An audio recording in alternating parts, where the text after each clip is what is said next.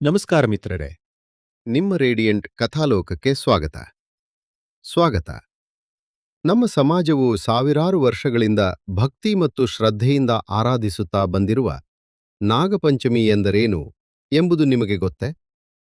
ಈ ವಿಶಿಷ್ಟ ಆಚರಣೆಯ ಆರಂಭ ಹೇಗಾಯಿತು?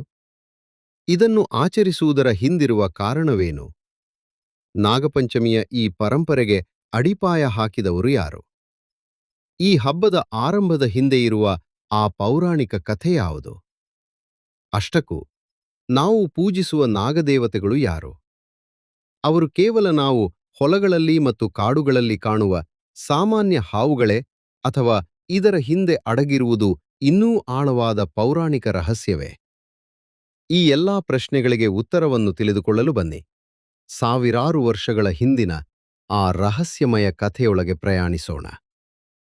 ಇವರು ನಾವು ಪ್ರತಿದಿನ ಭಯಪಡುವ ಸಾಮಾನ್ಯ ವಿಷಕಾರಿ ಹಾವುಗಳೇ, ಅಥವಾ ಪುರಾಣಗಳಲ್ಲಿ ವರ್ಣಿಸಲಾದ ಪಾತಾಳಲೋಕದ ಆ ಶಕ್ತಿಶಾಲಿ ನಾಗರಾಜರುಗಳೇ? ಅವರ ಬಳಿ ಅದ್ಭುತವಾದ ಅಲೌಕಿಕ ಶಕ್ತಿಗಳಿವೆಯೇ? ಹಾಗಾದರೆ ಶ್ರಾವಣ ಮಾಸದ ಆ ಒಂದು ಪಂಚಮಿ ತಿಥಿಯಲ್ಲಿ ಮಾತ್ರ ಏನಿದೆ?